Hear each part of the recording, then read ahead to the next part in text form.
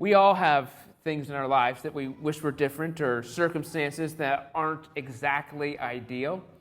Some of us have financial problems. Some of us have physical problems. Some of us have relational problems. But I want to focus on relational things today, because too many times our relationships become burdensome, become harmful or toxic or dysfunctional because we allow arrogance to creep into our lives. Now, everyone has a certain sense of dysfunction, at least a little bit. Not as though I'm trying to be condemning, but we all have things in our lives that, that's not perfect or ideal. But it's one of those things we have to recognize, that arrogance that we have in our lives that creates some of these issues. It creates enemies that only humility can defeat. Now, the nation of Israel is kind of a concept that we don't always have the same starting point. When we're talking about the nation of Israel today, it's different than the nation of Israel back in the Old Testament times. Because the nation of Israel started and derived from this guy named Abraham. God made a covenant with him. And he said, I will bless you, I make you great, and your descendants will be scattered throughout the earth. And Abraham had a son, Isaac, and Isaac had a son, Jacob. And when we get to Jacob is really when this promise starts to expand and grow from a numerical standpoint of Abraham's descendants. Because Jacob had 12 sons. Jacob had 12 sons. Joseph was one of his sons. But the name Jacob means deceiver or chiseler. If you know much about Jacob's story, you know that he did some shady things, did some things to get ahead. He tricked his older brother to basically so Jacob could have the birthright and be the one who would represent the family as the oldest child, the one with the most authority and the most responsibility. He did a few things to kind of get around so he could have his way, or things could be better for him. So eventually God changes Jacob's name to Israel, and that's where we get the name Israel, for the nation of Israel. But he had 12 sons, and essentially his 12 sons composed the 12 tribes of Israel. But his family was awfully dysfunctional. He had a lot of issues. See, he had 2 wives, Rachel and Leah. But he loved Rachel much more than he loved Leah. And because of that, that's one of the reasons he had dysfunction in his family. But Leah had 6 sons, and yet Jacob still didn't really love her nearly as much as Rachel, even though Rachel couldn't have kids. But finally, Rachel had a son, Joseph, and that was a big deal for Jacob. The woman he loved now had a child. But to add to the dysfunction, he also had 2 concubines, Bilhah and Zilpah, who had 2 sons each. And so we have this guy, Jacob, who has 4 women, with kids with 4 women, and they all try to form one big happy family. And you see throughout the scripture that they do some questionable things, and the family just doesn't function well. But when Joseph was born, that seemed to change things for Jacob. The world changed in his mind, because Jacob loved Joseph more than any of his other sons. We find this in Genesis chapter 37. And he loved him so much that he had a special gift made for him, a beautiful robe. But his brothers hated Joseph because their father loved him more than he loved them, and they couldn't say a kind word to him. Now, to make matters worse, Joseph had a dream one night, and this made his brothers hate him even more. And he told them this in this dream, they were in the field tying up bundles of grain. When Joseph's bundles stood up and his brothers' bundles came around, and they bowed low before Joseph. So his brothers responded, "Are you going to be king? Are you going to reign over us?" And they hated him even more because of his dream and how he talked about them. But then Joseph had another dream, and he told his brothers, he said, "In this dream, the sun, moon, and 11 stars bowed down before me." So this is some of the family dynamic, and as I said, there's some dysfunction that is prevalent in this family, and part of it is because Jacob wasn't really the leader that he was supposed to be. He was very content with not acting, with being very passive in his responsibility as the father. Because his oldest son, Reuben, had relations with one of his concubines, Bilhah. But yet Jacob didn't do anything about it. He just swept it under the rug and acted like it didn't happen, even though it was extremely disrespectful to him and the family. Then in Genesis chapter 34, we find that his daughter Dinah was defiled by this guy named Shechem. And then Shechem fell in love with Dinah and came to the family and said, I want to marry her. Well, his sons came up with a plan that would make Shechem and all of his family who ruled the area, kind of make them incapacitated for a little while. And so when they were incapacitated, Levi and Simeon, two of Jacob's sons, went and killed all of them and slaughtered them. Very horrific thing to do.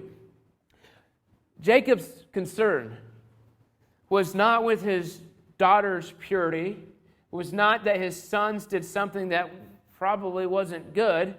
It was the fact of, you have brought great trouble on me now. Jacob was concerned that he was now in danger because his sons had tried to defend his daughter's honor. That was how he worked. That was how he was functioned. He was unwilling to be the leader that his family needed him to be.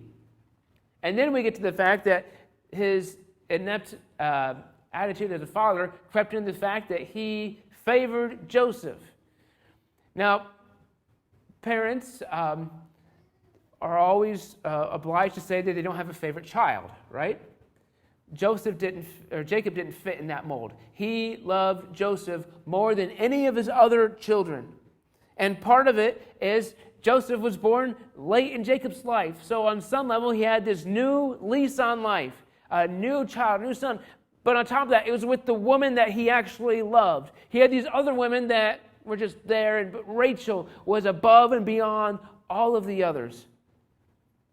So Joseph is likely given extra opportunities than his brothers. He had 10 older brothers at this point, and he's given extra opportunities. Maybe he was different.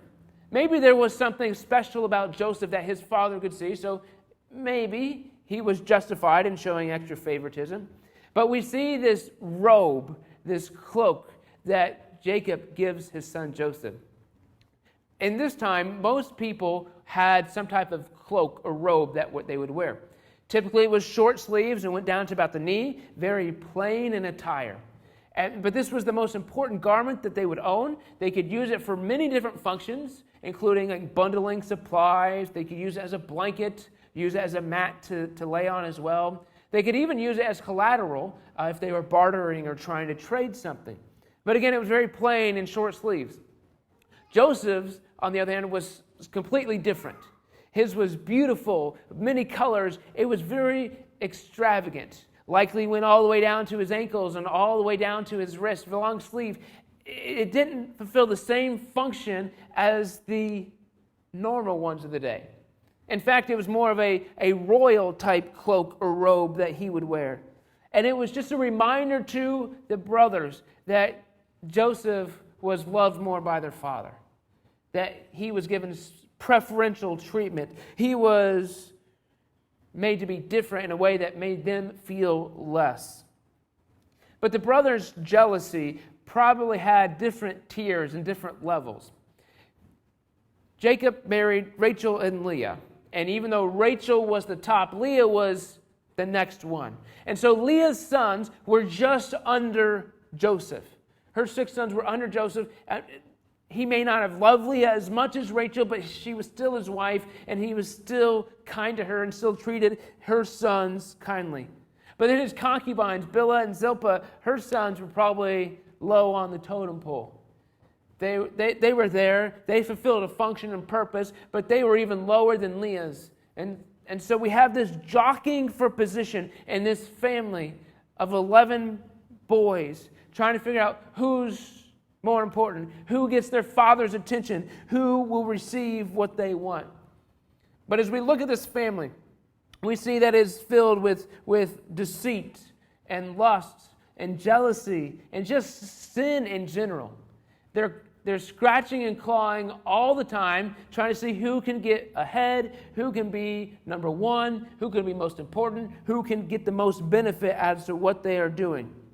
Now, but just because they were filled with jealousy and deceit and sin doesn't mean they were stupid, doesn't mean they were unintelligent. They they schemed and connived in ways that sometimes were smart. Maybe not have been moral, but it was smart and wise for what they were doing. But this jealousy that is breeding in them, it's just growing and growing and growing, and it's eventually going to come to a pass. Now, we know that jealousy and envy and those types of things aren't emotions that we should allow to fester. I mean, we know that. We know we can't allow them to consume us, but yet they do. And sometimes it can be trivial things. We see a nice a piece of equipment or a nice television or a nice toy that a neighbor has, and we say, "Oh, that would be nice to have. I wish I could get that." And it's nothing wrong with noticing nice things that other people have, but this jealousy that they had created this hostility within them. But part of what the family is going through is there's arrogance throughout all of them. And there's arrogance that they have, creating enemies that only humility can defeat. And we see this arrogance really come to surface with Joseph and his dreams. Joseph is the youngest. He's the youngest child at this point, youngest son. And so as such, he should be the lowest. All of his older brothers, his 10 older brothers, should have authority over him. But yet he has these dreams that he shares with them that says that he is going to rule over them. The one with the bundles of grain, it's Joseph is standing up and they're bowing down before him, showing that, well, I'm going to be ruler, I'm going to be your king. And they question that, like, seriously? You think you're actually going to get to that point where we bow down to you? And then he shares the other dream, and the sun represents his dad, the moon represents his mom, and then the 11 stars represent his brothers. What's interesting is this is kind of foreshadowing and prophesying what's to come. Because at this point in the story, there are only 11 sons of Jacob. Joseph is the youngest. Now, a little later, a younger son is born, Benjamin, but yet that hasn't happened yet. And so Joseph is almost prophesying that he's going to have another brother that's going to bow down before him. And he tells this dream to his dad, and Jacob hears it. It's kind of dismissive, but he recognizes, hey, don't quit pestering your brothers. Quit telling them these types of things because you're causing trouble. And we see that Jacob, again, takes a passive role of, hey, let's not rock the boat. Let's not do the things that I should be doing. He's just wanting an easy life.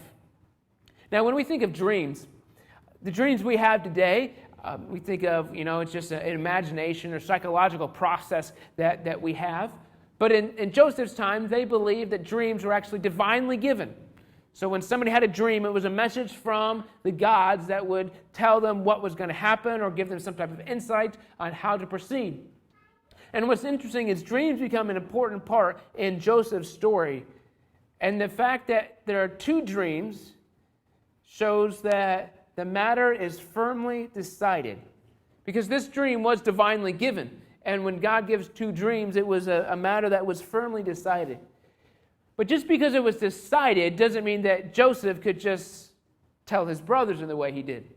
And I just get this image of Joseph is in this coat, this robe that is different than his brothers. He's just skipping up to him saying, guess what I had last night? I had this dream where you guys bowed down to me. Right? I don't think he just said, hey, I had a dream. This is what happened. I don't think he casually did it. I just get this impression that he did it in a way that he knew how this was going to impact them. He knew how they were going to process it. So his arrogance is creating enemies that only humility can defeat. And so the story goes on, and his brothers take the flocks, and they leave the home, and they're grazing in other pastures. And his father sends Joseph out to go give an account. Basically, go see what your brothers are up to and come back and report to me. And so he goes to Shechem, which is where they were. And you remember Shechem is the place where his sister Dinah was defiled. And so a very hostile place to Jacob and his family. But he had moved on from there. His brothers had moved on. And so he gets direction. And he finds his brothers. And when his brothers see him coming, they make plans to kill him. They say, here comes that dreamer. Let's kill him and throw him into an empty cistern.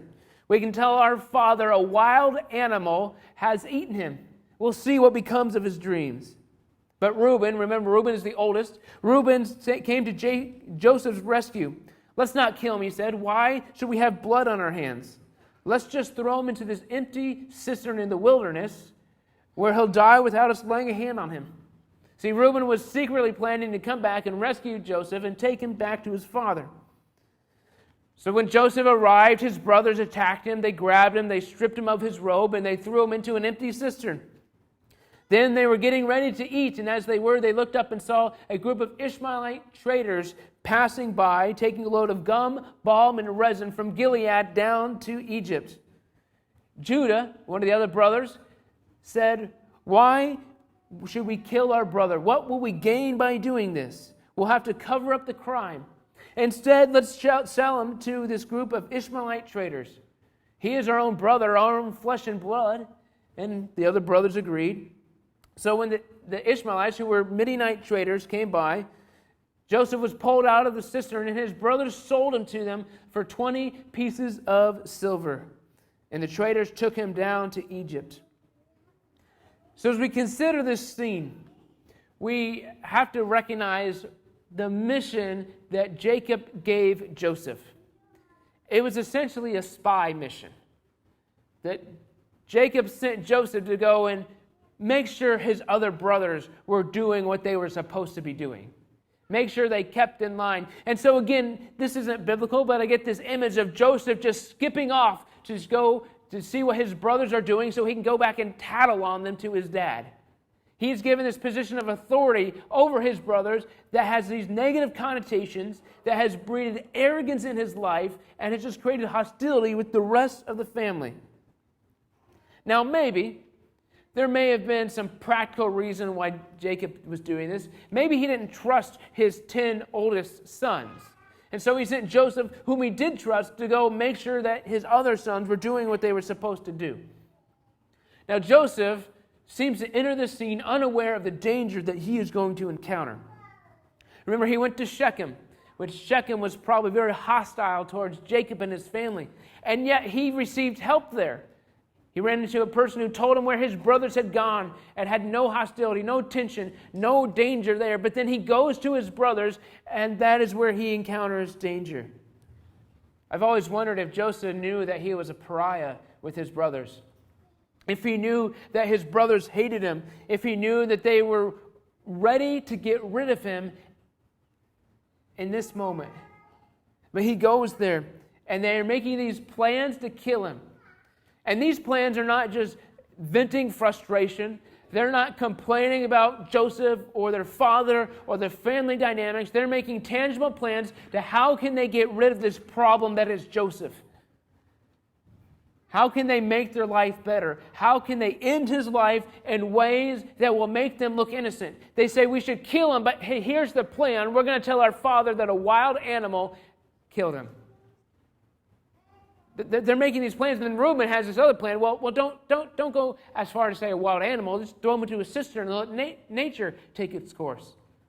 See, the cistern were just this big pit that would gather rainwater, but it was empty. And so he couldn't get out, and there's nothing to drink. He would either die of starvation or die of hunger. Very terrible way to die. But they had deep hatred within the family at this time. And as I think of this hatred, it reminds me of Matthew chapter 5 when Jesus tells us about love, and he tells us in 43 and 44, "You have heard it said, love your neighbor and hate your enemy.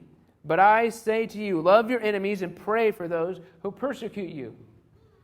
That's real easy to say. Well, we should love everybody. But we go out into our lives and we encounter people that are very hard to love. We encounter people that are real easy to hate. There may be people who hate you, and it's real easy to hate them, but Jesus says we need to love them. So these brothers were living out what it means to hate. They were living out what it means to allow this hatred to fester into your life to get to the point where it causes such negative reaction as murder. But Reuben stepped up. He said, hey, let's not do this. Let's find an alternative plan. He was trying to appease his brothers. Now what's interesting, We do have to remember that Reuben was not this morally superior individual. So remember, as I said, he had relations with his father's concubine. He did something that was detestable and very disrespectful to his family. So maybe Reuben is trying to turn over a new leaf. Maybe he has compassion on his youngest brother, Joseph. Whatever it is, he comes to his rescue and he tries to find a new solution that will satisfy his brothers who are mad at Joseph, as well as save Joseph's life. But the brothers attack him. Probably wasn't real difficult. Scholars believe Joseph was around 17, and so all of his brothers were older, in their 20s and 30s, and so it wasn't real difficult for them to overpower their one brother when there were 10 of them attacking him.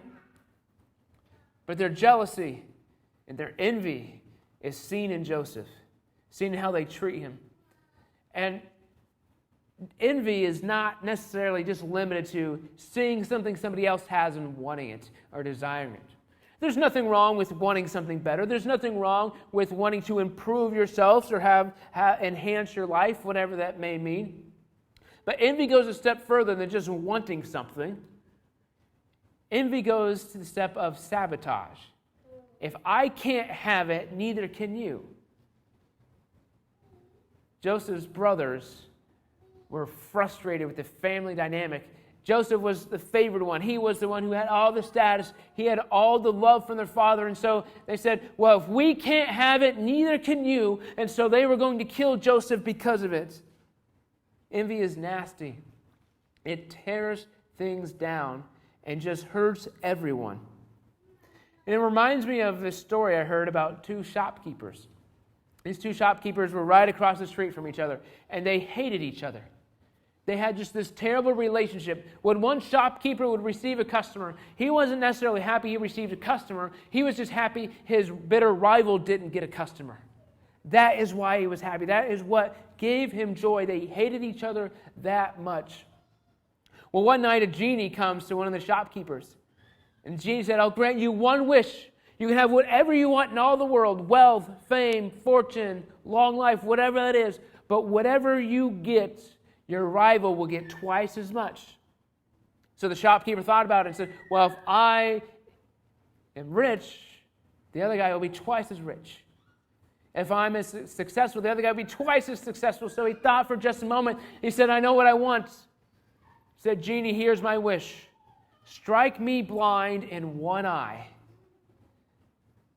So his bitter rival would be struck blind in two eyes. That is how much they hated each other. Now, that's just a story, but I think we live that way more often than we would like to admit. You know, we want to succeed. We want to be successful. We want to be the top. We want to be known. And we'd rather other people not get it if we can't. But, you know, maybe they had a moment of practicality with Joseph's brothers, because Judah chimed in, one of the brothers, and he said, you know what? We've got Joseph. He's in the cistern. He's trapped. He's not going anywhere. What are we going to gain from killing him? Says we're going to have to cover it up. We're going to have to dispose of the body, do something so it looks like an accident or wild animal or something. So, hey, let's get something for it. So they sell Joseph into slavery. Now, slavery has never been a very easy thing, whether we're talking about now, hundreds of years ago, or thousands of years ago. Slavery is terrible and hard at every level. Joseph's brothers decided to sell him into a life of difficulty and a life where he had no freedom. What I find interesting is that they sell him for 20 pieces of silver. And in that time, to sell a slave for 20 pieces of silver was because the slave would be handicapped. That was a price for a handicapped slave, not a healthy, young 17-year-old slave who had a long life in front of him that could be successful and a hard worker. That's how little the brothers valued Joseph. Well, let's just get rid of him. You know, this is the path of least resistance. We can get rid of him. We don't have to dispose of the body. He's going to be gone. They're going down to Egypt. The problem will leave, and we can put a few dollars in our pocket. That's how the family functioned. So Joseph was taken off to Egypt. He was removed from his family. His future, his security, his safety, all of his opportunities were removed and ripped from him. But one of the things we learn about Joseph is that he did not allow bitterness to define him. He did not allow these hardships in his life to make him be a victim. Even though his family was dysfunctional, his father was passive, and passivity has this danger of being blind and allowing things to happen even though they shouldn't. His brothers would scheme and just be ruthless in all they did to try to get what they wanted. And in this family, we see that arrogance is deeply rooted, and because of their arrogance, they have created enemies and hostility within their family. Joseph had every right to be angry. But one of the things about this story is that no one is innocent. No one is to the point where they are just an innocent victim. Now, Joseph is a victim. What his brothers did to him was inexcusable. That there was no reason that they should have sold him into slavery and did all those types of things. But yet Joseph contributed to the situation because of his arrogance. And we will find later in this story of Joseph that his humility allows him to overcome all that had happened to him and restore his family. And so we're not there yet, but through Joseph, we see in his life that arrogance creates enemies, but humility defeats those enemies. We have enemies in our lives. We have frustrations. We have people that we don't get along with. And I promise you, in 99.99999% of the time, you are not a completely innocent victim. When we talk about relationships, when we talk about issues in our lives, we contribute to them on some level. And when we assume that we haven't contributed, then that's arrogance in our lives that is creating these walls and these barriers between other people. Whether we're talking about a coworker, a friend, a family member, an acquaintance, when we approach all of our relationships with humility, we break down barriers.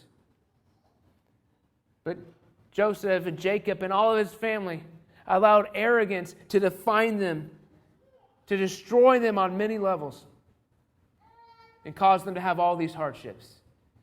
But arrogance creates enemies only humility can destroy, which is why Jesus tells us it's so crucial to love. And Jesus showed us what it means to love through his death on the cross.